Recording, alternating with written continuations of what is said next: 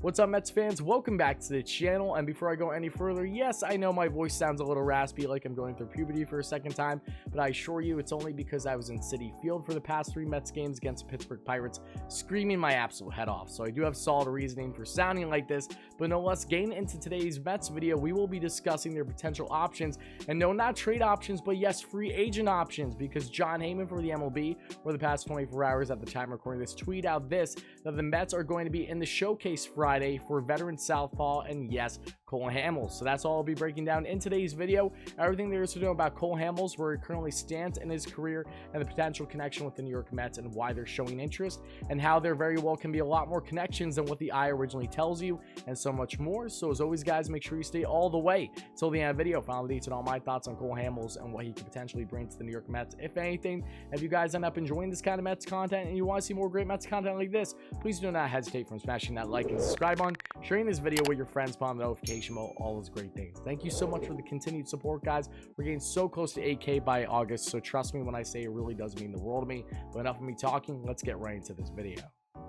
Yes, former Mets killer and Cole Hamels, now at the age of 37, the veteran Southpaw, who was originally drafted in the first round back in 2002, yes, 2002, with the 17th overall pick by the Philadelphia Phillies, has spent the better half of 15 seasons in the MLB, majority of that time a decade with the Philadelphia Phillies, also with teams like the Texas Rangers, and most recently teams like the Chicago Cubs and the Atlanta Braves.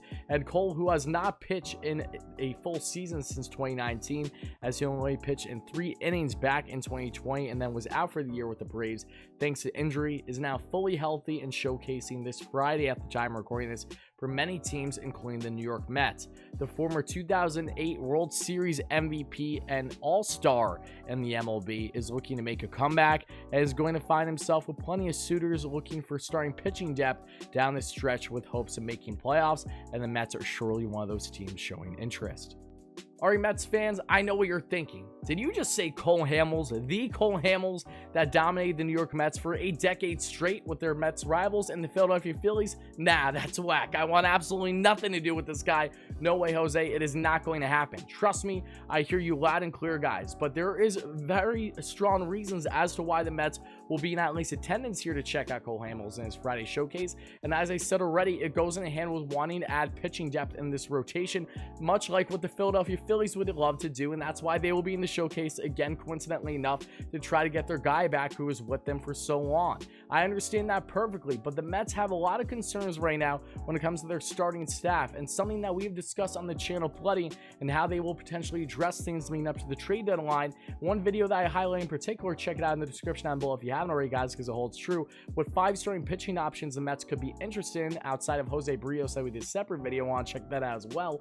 But as of course these 5 pitchers, and yes, we talked about the shooting for the stars picks, like a Jose Barrios, like a Sonny Gray from the Reds, like a John Gray that would actually be sensible from Colorado Rockies. But then we also talked about some depth starters, whether that's a Kyle Gibson who's having an anomaly of a year from the Texas Rangers veteran, or even a Southpaw and a guy like Tyler Anderson, who looked really solid against the Mets when I was in attendance and hit an absolute piss missile off of Stroman in the first half of that doubleheader, no less, for the first home run that Stroh has, I believe, ever given up over a pitcher, or at least it's been a while, no less. But still, the Mets would love a Southpaw in this rotation right now, with guys like Joey Fuego, Lucchesi, who's out for the year with Tommy John, hoping the best for Mr. Churv. But then you've got other guys like David Peterson, who's still out with injury and shown so much inconsistencies this year.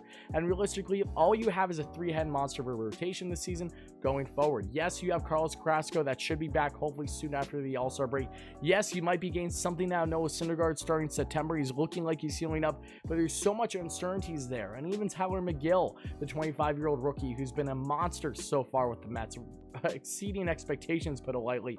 You still have a lot of uncertainties here outside of Jacob deGrom, the best pitcher in baseball, Marcus Stroman, and Taijuan Walker, the now all-star. Shout out to Taijuan. But they want to add depth, so that's why you have a guy like Cole Hamels here, because what does he bring? He brings a Southpaw. You always want to have at least one lefty in your rotation more often than not. It usually helps the club, and that's exactly why the Mets at least had one of Joey Fuego or David Peterson in this rotation more often than not up until their injuries this year.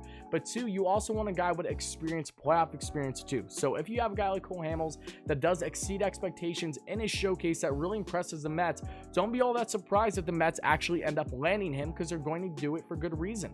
Guys, remember, this is the same Mets club that made so many phenomenal moves in the offseason that left some of you guys scratching their heads, like a Taijuan Walker. Like, oh my God, you got Taijuan Walker over Trevor Bauer. How could you do such a thing, when in hindsight, that was one of the best offseason moves in all the MLB across the league?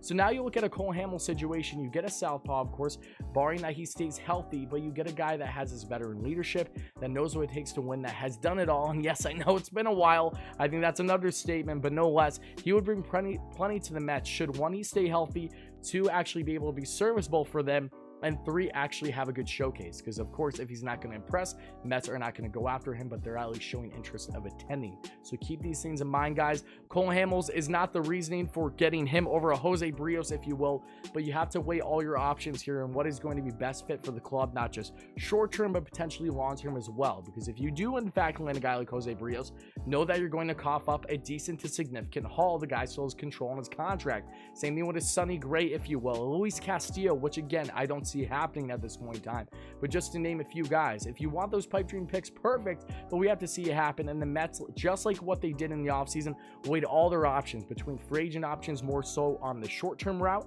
and free agent options on the long-term route. That's why they showed interest in every guy available. That's why they're showing interest in a guy like Cole Hamels. So guys, let me know your thoughts in the comments below. How do you feel about Cole Hamels as a potential fit, of course, on a short-term deal, just a 1-year deal for the remainder of the season? Should 1, he have a good showcase, and 2, bring a veteran Southpaw that brings you experience and stability in that rotation? And then once you have a guy like Cookie Carrasco back, you can balance things. You're going to, of course, have a guy like Hamels as your fifth starter. Cookie would be 4 in that situation.